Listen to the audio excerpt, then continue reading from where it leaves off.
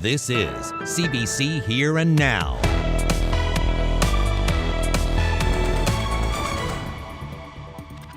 Vianne Timmins is saying sorry tonight in the wake of a CBC investigation on her indigeneity and past claims to ancestry. That story coming up tonight on Here and Now. I'm Anthony Germain in Happy Valley Goose Bay. An electrifying opening ceremony last night to the Labrador 2023 Winter Games. I'll tell you all about this incredible competition. The Juno Award for Jazz Album of the Year group goes to Florian Hoffner Trio! And we'll take you to Edmonton for the Juno Awards, where some Newfoundlanders and Labradorians have already picked up some hardware. Good evening and welcome to Here and Now. A big development out of Memorial University today. President Vianne Timmins is voluntarily stepping away from her duties for 6 weeks, and she's offering an apology. This following a CBC investigation surrounding her statements on her Mi'kmaq heritage and past membership in an unrecognized band. Here Now's Ariana Kelland has the details. They came out one after the other early this morning. The Board of Regents with a commitment to reviewing the president's claims with the guidance of Indigenous leaders and people, and Vianne Timmins with an apology. I have been reflecting on this feedback from the Indigenous community, Timmins wrote, and I sincerely regret any hurt or confusion sharing my story may have caused. That was never my intention, and I deeply apologize to those I have impacted. Timmins says she has always been clear about saying she has Indigenous ancestry, but never claiming to be Indigenous. She reiterated today she has never claimed to be Mi'kmaq, and that when she shared her ancestry, she did so in the spirit of reconciliation, curiosity, continued learning, and respect. For its part, the Board of Regents thanked the President for her commitment to Indigenization at Memorial and says it is establishing a roundtable of Indigenous leaders and people to look into Timmins' claims and at the broader issue of identity. While our initial understanding was that President Timmins did not claim Indigenous identity, we have received a lot of feedback from the community. We have received important questions about the President's actions, and we believe we have a responsibility to Indigenous peoples and a fiduciary duty as a board to explore these questions further. Timmins, too, agreed the coming conversations must be Indigenous-led. In the legislature today, the minister responsible for Memorial University took questions from the Tories about his confidence in Timmins. This is a very complex one. It is not one for our department to step into. This is an issue between the Board of Regents, who hold the President's contract, and the President themselves. Andrew Fury says he's taking a wait-and-see approach. That's properly and governed by the Board of Regents. Certainly they took immediate and appropriate action, and I look forward to, as I'm sure they do, the investigation involving an Indigenous roundtable. The Board of Regents, Vianne Timmins, and the Office of Indigenous Affairs all declined an interview today. But the board says there will be an update soon on the roundtable leadership, timeline, and scope. In the meantime, Dr. Neil Bose will fill in behind Vianne Timmins. Ariana Kelland, CBC News, St. John's. We have an update for you now on the violent attack at Prince of Wales Collegiate in St. John's last week. A second teenager has been charged with attempted murder in the case. Meanwhile, the 16-year-old victim has been released from hospital. Here Now's Heather Gillis has the latest. The Royal Newfoundland Constabulary says they arrested 18-year-old Tyler Greening of Paradise last night. Today, he faced a judge. Greening is charged with attempted murder, aggravated assault, assault with a weapon, and accessory for allegedly helping another teen. On Thursday, around 11:40 a.m., police say Greening and a 15-year-old violently assaulted a 16-year-old boy using weapons in a targeted attack. Police won't say what kind of weapons were used. They also say there are multiple suspects, but won't confirm how many. The victim was taken to the Janeway Hospital with serious injuries. This afternoon, an update on his condition from the Education Minister. There's no way that you can feel anything but a great deal of sympathy for the young lad and his family. I mean, it's great that he's been released from hospital and is continuing his recovery at home.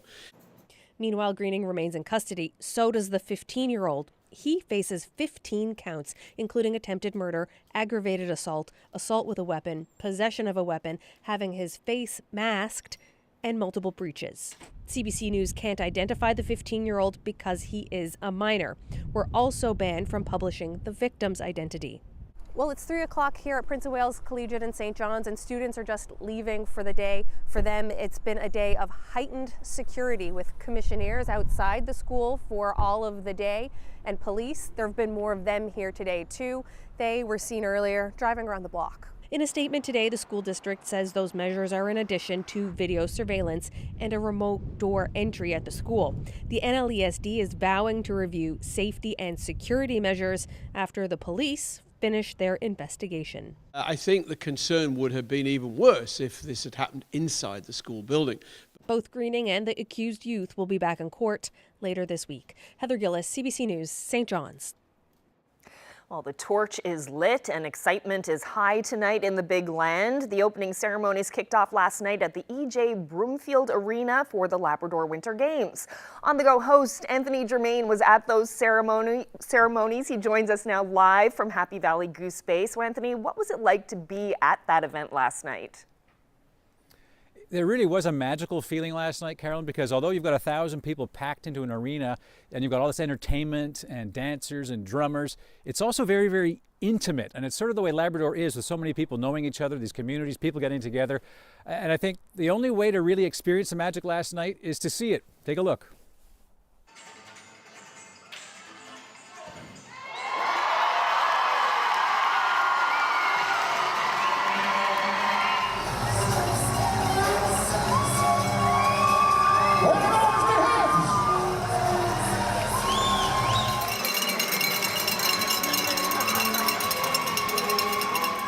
I think it's truly a pan-Labrador event that allows us to showcase the various cultures of Labrador at one time. There's no real event in Labrador or in the province that allows us to do that.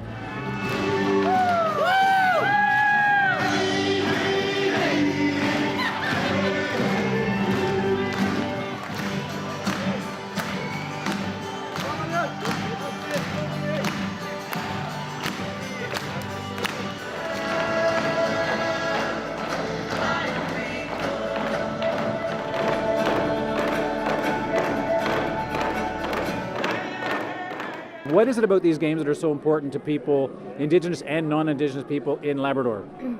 I guess it's the Olympics, if you're the Olympics of Labrador. So you're getting 20 communities together from the south and the north coast of Labrador, all in one place, competing against one another, making new friends.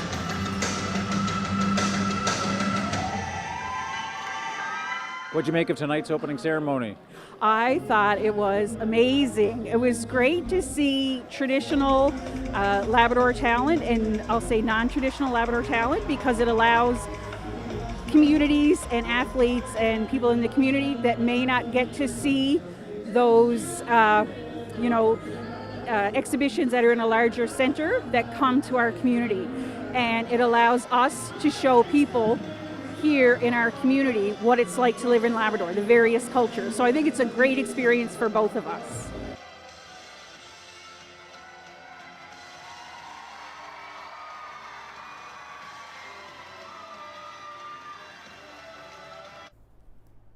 Some of the beauty of the evening last night. Now the games have started today. Managed to take in some snowshoe racing this morning, and there's more of that tomorrow, many more games to come. But we just saw what happened with Cane's Quest, with weather making it very difficult and being canceled. Some concerns that some events might not go ahead. Nothing official just yet, but there isn't as much snow. I should really be about this much higher than I am right now for this time of year. And I spoke to Craig Wallace about the snow conditions and concerns. He's the manager of operations for these Labrador Winter Games. Well, this has been a unique winter in that we've had diminished snowfall. We normally have at least probably 5 to 6 foot of snow that comes down. I'd say there's only probably been about a foot of snow that's actually landed this winter, and then in recent week we've had a low pressure system that's caused the warmer weather. So there's been even more diminished snow available for the respective events. The culminating event, of course, of these games is the Labrathon, where everybody does these amazing things, sawing a log and making a fire, boiling a kettle. So a lot of people, I'll take this off just for now, keeping their fingers crossed that everything's going to go ahead as planned. So everybody here keeping their eyes on the weather, and who better to help them understand that than Ashley Brawweiler?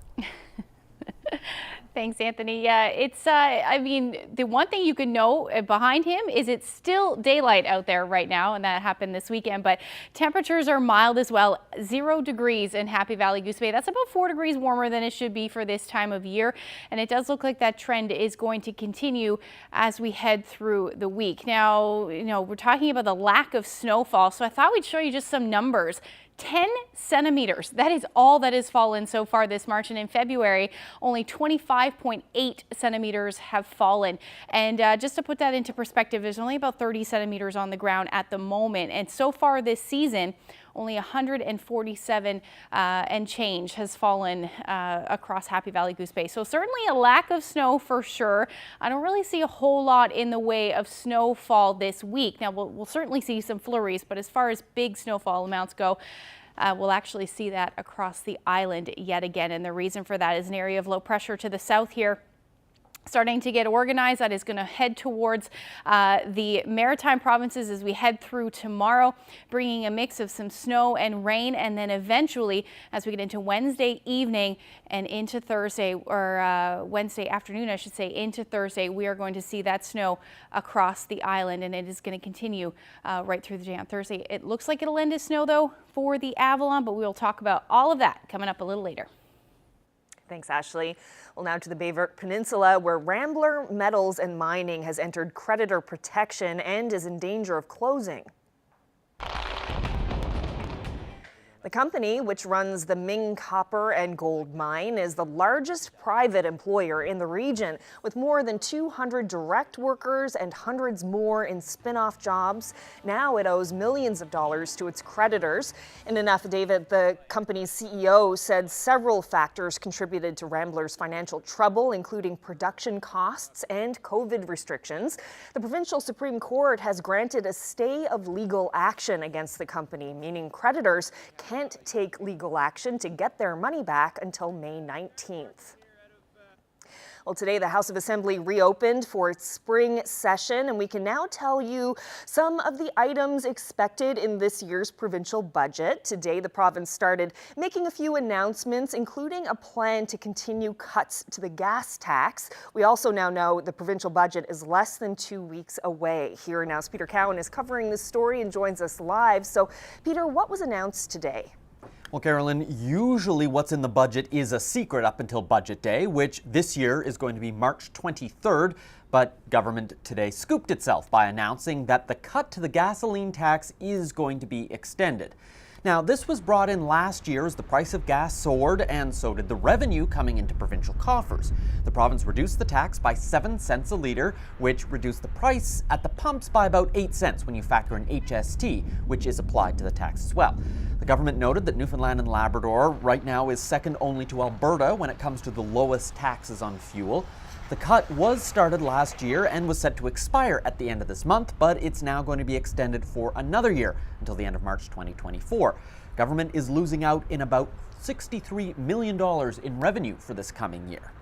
Now, thanks to higher oil prices and a hotter economy, Newfoundland and Labrador has a surplus this year, and the minister hinted that the budget later this month will be a good news one. We've been very, very responsible. We've had a really important financial responsibility plan over the last number of years. We've worked very hard on modernization and transformation. We've worked very hard on changing our debt management, on our financial, the way our finances are presented. So we think we have a very good budget story to tell you, and a very good financial story to tell you. Now, having more wiggle room is good because there are a lot of demands to ramp up spending, like finding ways to cut costs for consumers and finding a fix to the healthcare crisis. Those are what the PC and the NDP would like to see addressed next week. First thing got to be the priorities that people are telling them. It's healthcare and it's the cost of living. So they need to find, frugal ways to do it. Having a plan to address healthcare and also a plan to address the poverty and the income challenges that people face. So we're going to have to find out in about 10 days or so how the budget might or might not address those concerns. But it looks like we're going to have another clue tomorrow. The health minister is promising to unveil an initiative for the St. John's area, another pre-budget announcement. Reporting live in the newsroom, I'm Peter Cowan for Here and Now. Little heavy. It's got to come down for them. It's got to come down for them. Got to come down for them to sit down to become Canadian champions again. And 5 for Guzhu. Well, what a finish for Brad Guzhu at the Canadian Men's Curling Championships. He defended his title 7-5 over Matt Dunstone's team Manitoba to capture the Tim Hortons Brier Crown in London, Ontario. With the win, Guzhu becomes the first skip ever to win 5 Brier titles. His team will represent Canada again at next month's World Men's Curling Championship in Ottawa. Well, speaking of wins, it was a winning weekend for artists from this province at the Junos. The big award ceremony kicks off tonight in Edmonton, but as CBC Radio's Melissa Tobin reports, some local acts have already snagged an award. We're just hours away from the 2023 Junos live in Edmonton, but some musical acts from Newfoundland and Labrador already have their big win. Congratulations! Saturday was the opening night awards. That's where Florian Höfner Trio took home Jazz Album of the Year for their record Desert Bloom. Höfner, who was born in Germany, says it means a lot to be recognized in this way after being in Canada for just a few years. It's amazing. I had no idea. I've just been a Canadian for about 5 years, so this means a lot to me to be recognized this way. I'd like to thank Alma Records, my fantastic trio, Nick Fraser, Andrew Downing, all the team who worked on recording the album. And I'd love to dedicate this award to my family, my wife and my 2 kids who have supported me through all of this. It's not easy. And that's not all. Becca Sims from Mount Pearl took home the top prize for Classical Composition of the Year in her 3rd nomination. There are an impressive 7 nominees from Newfoundland and Labrador representing this year. And one, including tonight, is a teacher from St. Teresa's Elementary and Waterford High School in St. John's. Susan Evoy is one of 5 educators who was nominated for the Music Counts Teacher of the Year Award, which will be handed out tonight at the Rogers Centre. We'll also see some of the biggest names in Canadian music, including Avril Lavigne, Tenille Townes, Cardinal Offishall, who is going to be performing at a 50th anniversary of hip-hop in Canada. Reporting for Here and Now, I'm Melissa Tobin in Edmonton. Well, you can catch the Juno Awards live from Edmonton tonight at 9:30 Island time, a half hour earlier in most parts of Labrador. The show is streaming all over on CBC, CBC Gem, Radio 1, CBC Music, and CBC Listen. And you can also watch online on CBC Music's Facebook, Twitter, and YouTube pages.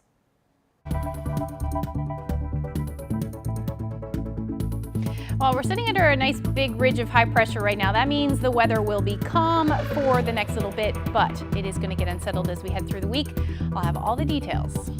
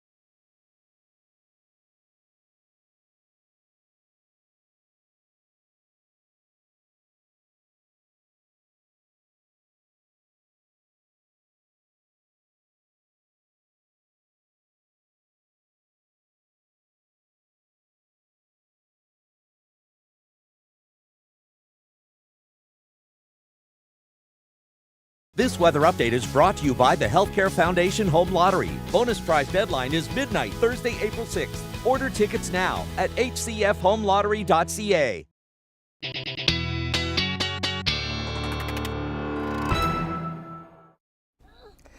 Coastal communities with sea ice, beware. We have another polar bear advisory to tell you about. Reports came in over the weekend of sightings around Packet on the Bay Verte Peninsula and Melrose on the Bonavista Peninsula. Yeah, also on the south coast of Labrador and on the northern peninsula. And experts say you should never approach a polar bear. Keep your pets inside and under close supervision. Travel in groups when possible and dispose of garbage properly. Wow, that's some great video. And sea ice causing some problems actually for some dolphins in Hearts Delight Islington. We're going to speak with some rescuers of those dolphins coming up a little bit later. But for now, we're going to look at the weather. So what's in store for us? Well, you know, the weather is bringing all of this sea ice really in. And it has been over the last week or so since, you know, we've been seeing that onshore flow. So I just thought I'd show you a really cool picture from the sky. So this is the MODIS of view from obviously space. And you can see how that sea ice is working its way down towards the Avalon, even seeing some reports, Middle Cove Beach seeing that ice in there as well, and lots of it. And if we take a look at where that sea ice is, so the red is where the pack ice is, and you can see it's really going all along the northeast coast of the island, and then we have some of that ice out there, but there's also a lot of icebergs packed in this pack ice as well, and that means we're going to continue to see them over the next little bit for sure, and the weather certainly looking like, at least for the next little bit, that we will it'll be conducive to that as well. So as far as the temperatures are concerned today, it was a nice day to go view outside for sure, as we saw lots of sunshine. Temperatures hovering around the 0 degree mark, a little bit above through Terra Nova, Badger, Deer Lake, even along the west coast and all along the south coast as well, with our temperatures between 3 and 4 degrees above 0. Temperatures up across Labrador, still above where you should be sitting this time of year, about -2 in Lab City this afternoon, and then towards the coast, still sitting into the minus single digits. It's about -7 in Nain. If we take a look at those temperatures now, we've lost a degree or two here and there, but overall still hanging on to those temperatures around the 0 degree mark for Happy Valley Goose Bay. And as we head through the night tonight, really not a whole lot to talk about. We will see those clouds on the increase, but we can already start, we can see that cloud activity, cloud cover rather, I should say, moving into Labrador as we speak. And we'll also look at the chance of a few flurries as we head through the overnight as well up across Labrador. Generally looking at partly to mostly cloudy skies tonight. Can't rule out the chance of a few flurries here and there, but we shouldn't see anything in the way of accumulation really anywhere as we head through the overnight tonight. If we take a look at the temperatures, they will dip into the minus single digits for the most part through low-lying areas in central, likely down to about -11, maybe even -12 tonight. Those winds are still going to be out of the north, around 30 to 50 kilometers per hour all along the northeast coast, and then up across Labrador, winds generally light into the into the minus teens overnight tonight, but your winds will be light between 10 to 15 kilometers per hour. And then as we head through tomorrow, still sitting generally under that ridge of high pressure, we'll likely see some peaks of sun as the day goes on, but still can't rule out the chance of a few flurries through the day as well. That'll be the story up across the Big Land for the most part, but generally quiet weather. We're watching the next system move in for Wednesday afternoon and into the evening hours, and then pretty much right through to Friday it looks like this next system will affect us. We'll certainly get into those details a little later. Now, as far as the temperatures are concerned for tomorrow, between 0 to about 3 degrees across the Avalon. Winds will be out of the northwest, around 20 to 40 kilometers per hour, but it does look like we'll see some sunshine for sure, but also again, can't rule out the chance of a few flurries. Between 1 and 2 degrees across central, maybe a degree below. And then as you head towards the west coast, those temperatures will be hovering somewhere between 1 and 4 degrees. So a little bit above, just a degree or two above where we should be sitting. And then for Labrador and the Northern Peninsula, your temperatures into the minus single digits. Really a beautiful day. That sun also feeling quite nice around this time of year. Happy Valley Goose Bay, pretty much a perfect day for the games. -5, chance of a few flurries, relatively light winds for the most part. Your temperatures will be sitting around -6 in Lab City. You'll see some flurry activity. You may pick up a centimeter or two, but that's about it. And then as you head towards the north coast, around -8 for Nain and some sunshine. So like I said, we are looking at some snow in the long range. We'll talk about that coming up. Thanks, Ashley. Well, time now to head back to the Big Land where the Labrador Winter Games are underway. On the Go host Anthony Germain is live tonight from Happy Valley Goose Bay. So Anthony, what was it like for athletes to get to these games? A lot of them had their fingers crossed, Carolyn, because you might remember the 5 days leading up to the game, there were almost no flights could go because of weather. Again, sort of Ashley related, as she told you all about what was going on at the lead up for the games. Most of the athletes from the remote communities, of course, they fly in, others by bus. I decided to meet up with Philip Earle. He's the vice president for Air Borealis and PAL Airlines to talk to him a bit about getting here and also a bit of the history of getting to these games. The early days, the only way to get all of the athletes in, so that would be athletes from the southern part of Labrador, the north coast of Labrador, and even Wabush, Labrador City, was by airplane. And as you know, that there's been a new highway open through southern Labrador, so those athletes are now coming in by highway, and the people or the athletes from the north coast of Labrador continue to come in by Twin Otter aircraft. So in the early days of the games, that meant there was a limitation on the size of the teams, right? Tell me about that. Yeah, coincidentally, so the athletes are flying in on a Twin Otter aircraft, so that aircraft's got 18 seats. And back when the Winter Games originated, the teams were designed around that platform. So there was 18 athletes coming in from the coastal communities, matching with the capacity of the airplane. So that means that now that there's driving as a possibility, that will actually change, I guess, the number of athletes who can compete. Well, yeah, so people that are able to drive in, naturally they're bringing in. I think the biggest difference there, you're getting a much larger fan base from those particular communities because the ease of access of coming in. For the athletes particularly from the north coast of Labrador, they're continuing to fly in. And of course, a lot of friends and followers are coming behind them on passenger flights and so on. I think a lot of people on the island and certainly on the mainland, they know about major sporting events, big sporting events. What's different about the Labrador Games? You know, it's about that sense of community. It's about Labrador is the big land, and I think we got 5 corners to that big land, but it's getting everybody together in Happy Valley Goose Bay, feeling the camaraderie, watching the competition, and everybody is somehow all onto one team because they are the big team Labrador. What do you feel personally when these games start to get going?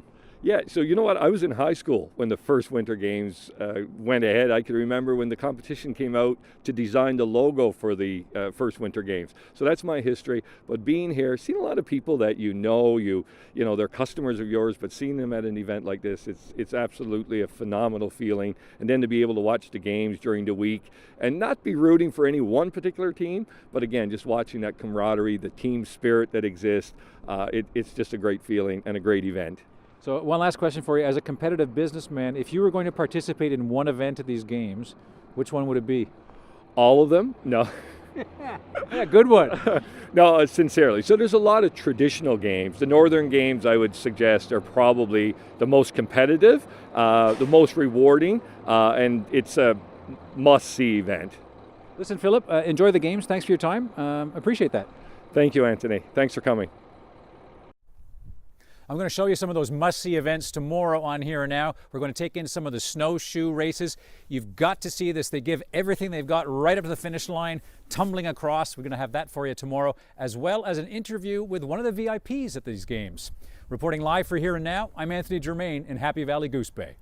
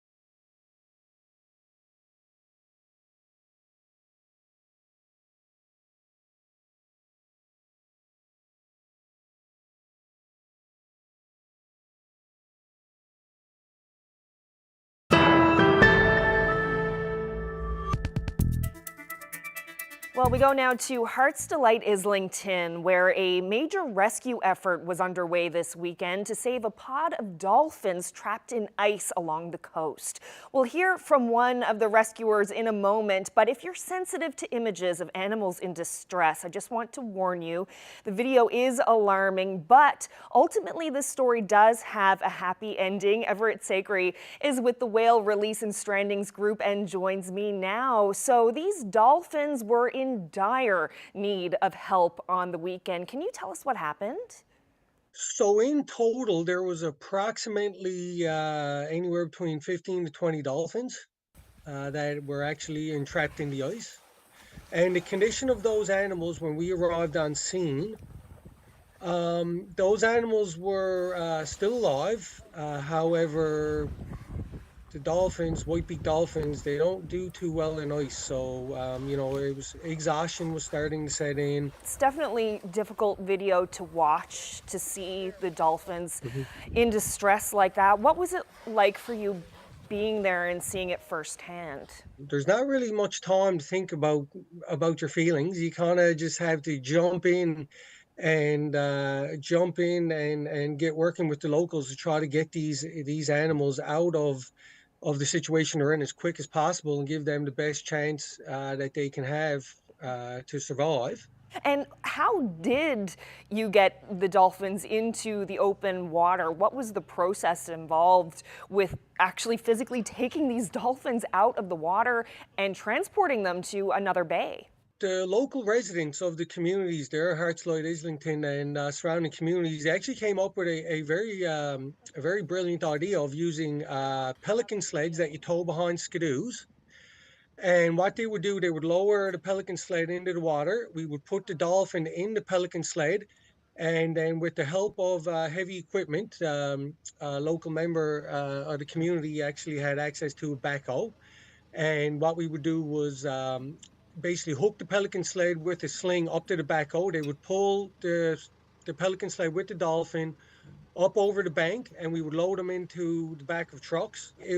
Time was not on our side. It was a race against time to get these dolphins out of Heart's Delight, Islington, up to Whiteway, where there was a fair amount of open water. Sounds like there was just a huge community effort really to help these dolphins. As someone who, you do a lot of these kinds of rescues with the group that you're with, what's it like for you to see the community sort of rally together like this to try to save those animals? Oh, well, it's absolutely a community effort. It was a great response, and I think we, meaning the locals, volunteer fire departments, Department of Fisheries and Oceans, and also our group, it really was the best response that we could have pulled off. Well, Everett Sakry, thank you so much for your time and great work out there. I'm sure everyone's pleased that so many dolphins were saved. Thank you, Carolyn.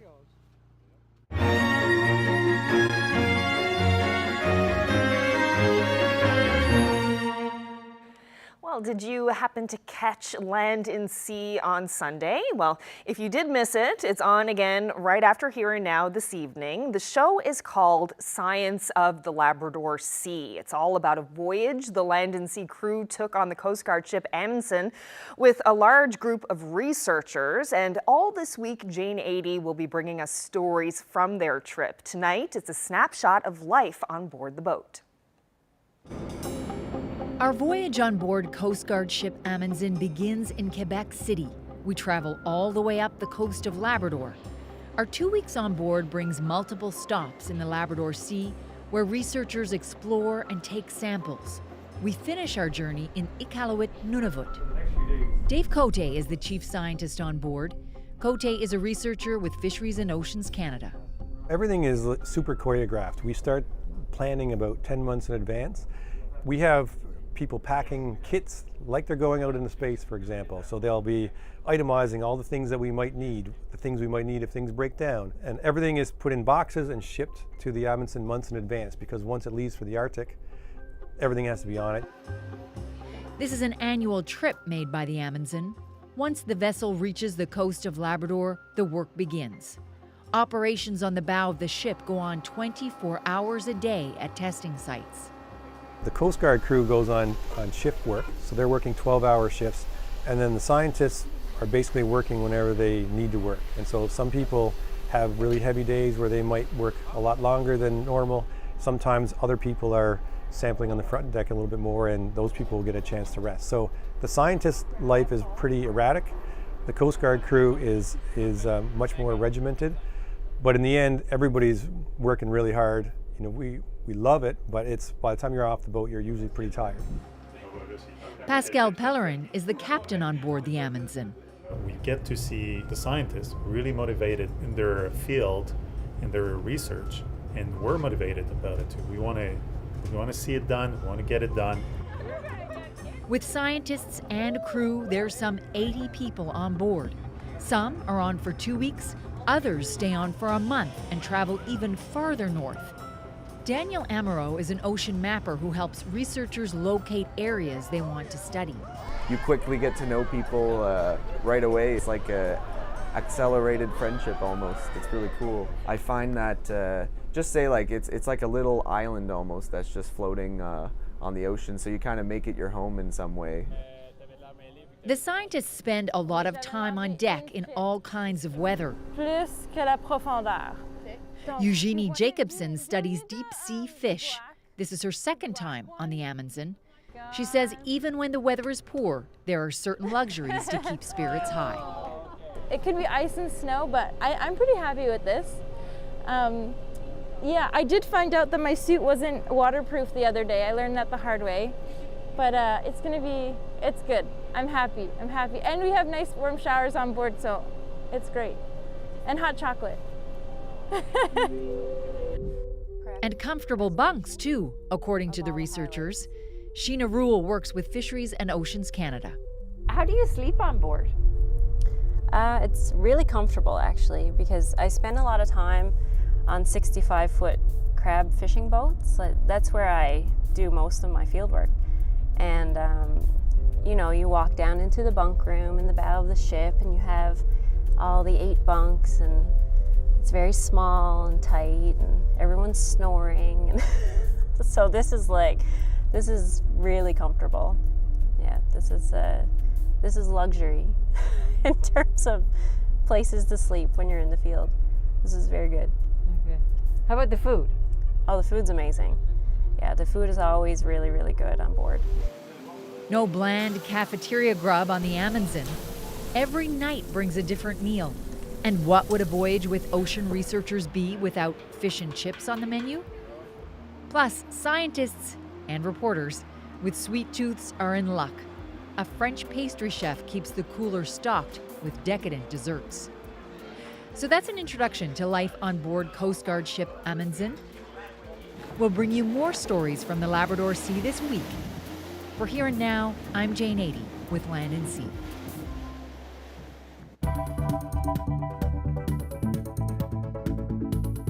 Broomball, it's a blend of ball hockey and ice hockey. It's been played in this province for decades, but now only a small number of diehards are still chasing that coconut-sized ball.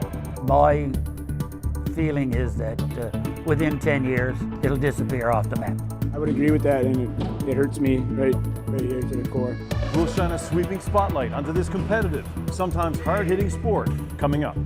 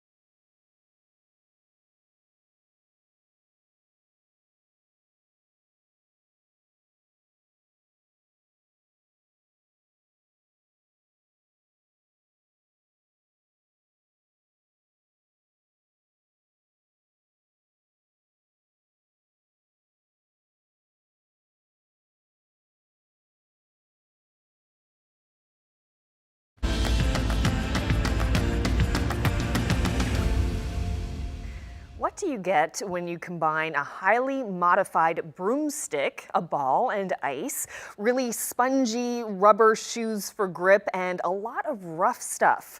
Well, tonight we're spotlighting a sport that has a long history in this province, but it's also a game that's in danger of disappearing. Here Now's Terry Roberts has this feature report. The Stephenville Dome. Normally it's a busy hockey rink, but right now it's been taken over by another sport. Welcome to the 2023 Men's and Women's Broomball Championship.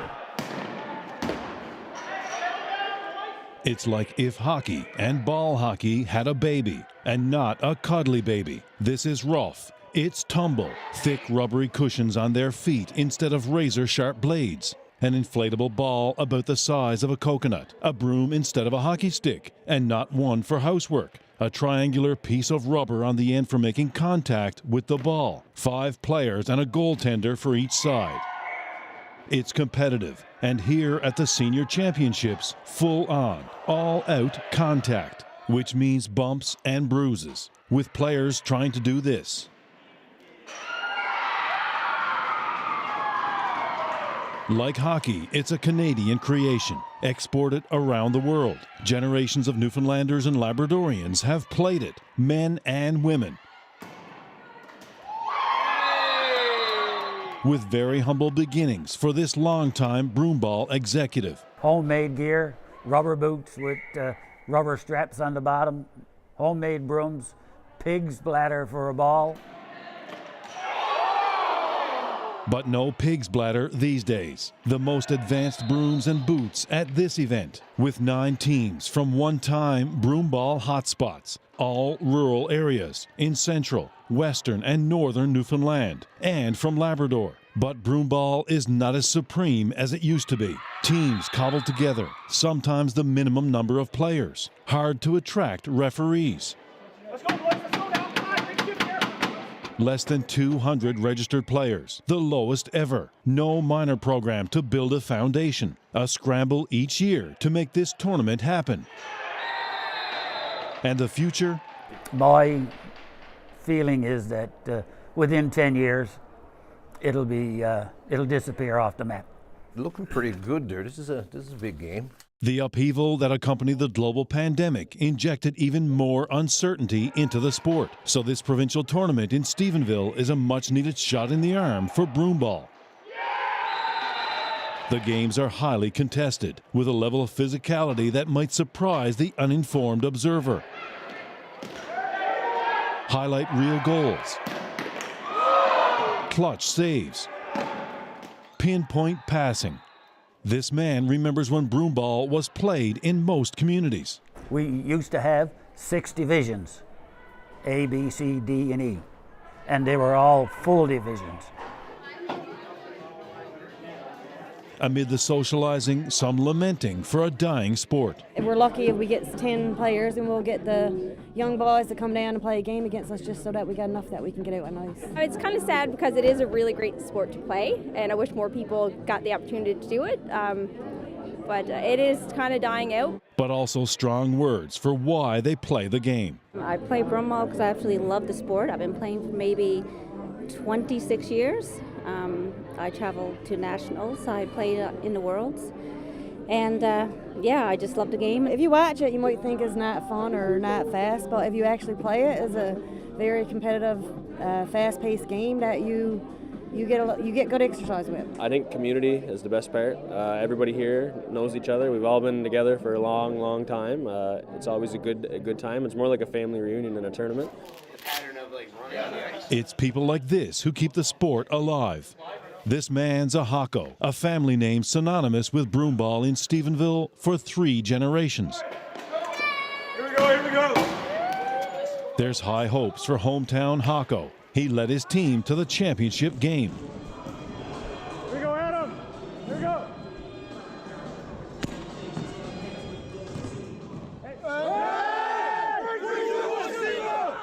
Sounds good, eh? A back-and-forth battle between the hosts and a feisty Cornerbrook entry, with Bradley Dyke putting a dagger into Hako's hopes for a trophy. But this captain is gracious in defeat. See all these people out in the stands watching us play, regardless of the outcome, it was a successful tournament. And despite all the attention from his little girls, he's worried about the lack of attention his beloved sport is getting. Some might say it might not have a great future. How does that make you feel? I would agree with that, and it hurts me right here to the core. So he's on a mission to save Broomball. We're going to step up our game over the next couple of years. Whoever wants to help me, and we're going to try to keep the sport going. But when the competition is over, this is the real prize. Competitors on the ice, friends at the banquet, a night for awards, Hall of Fame inductions, emotional tributes. But how many more battles will there be for banners like this? Let's face it, Broomball really is on life support. But based on the vibe here tonight, this is certainly not a wake for the sport. And they're determined to do it all again next year, this time in Corner Brook. Terry Roberts, CBC News, Stephenville.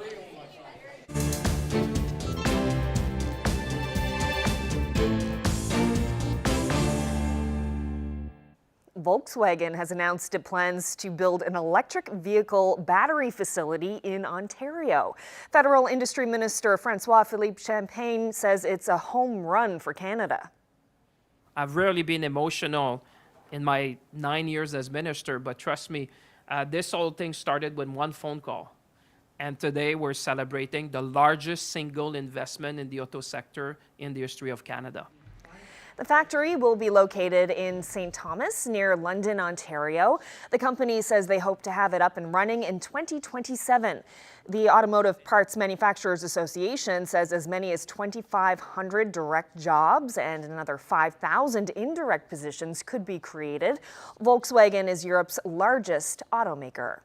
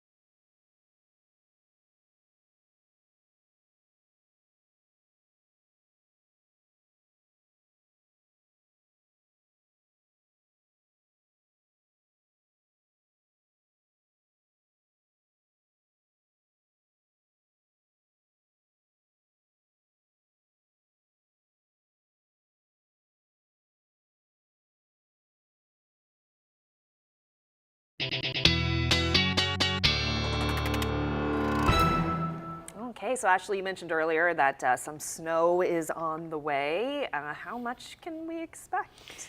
I know, I'm sorry. We're going to see a nice couple of days before that, though, so that's hopefully the good thing. But yes, some more snow on the way, significant snow on the way. Let's take a look at what's going to happen as we head through the evening hours on Tuesday. As you can see, not a whole lot, but by the time we get to Wednesday morning, that's when the system's going to start to move in and spread some snow with it, which again looks like it'll be fairly significant for a good chunk of the island on Wednesday.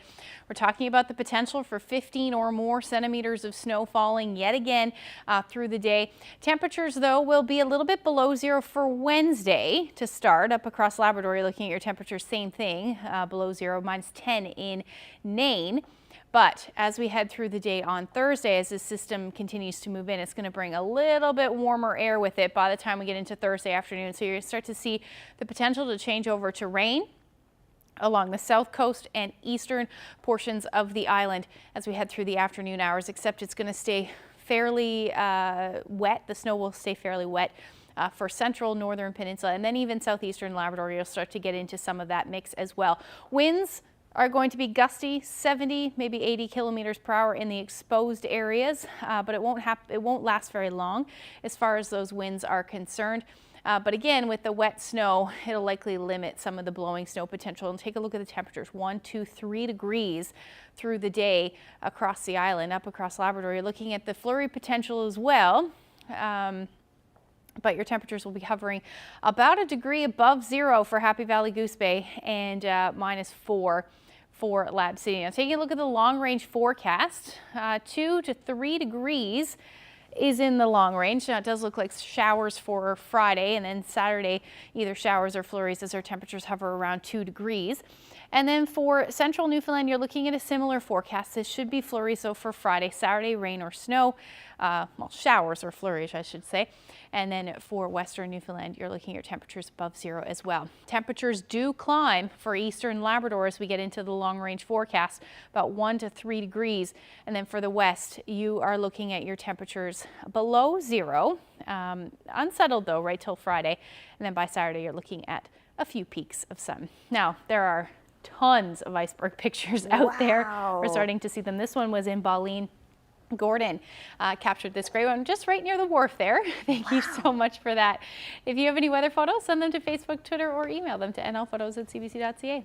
Oh, that's a great shot. How big is that? It looks pretty big. Yeah. Yeah.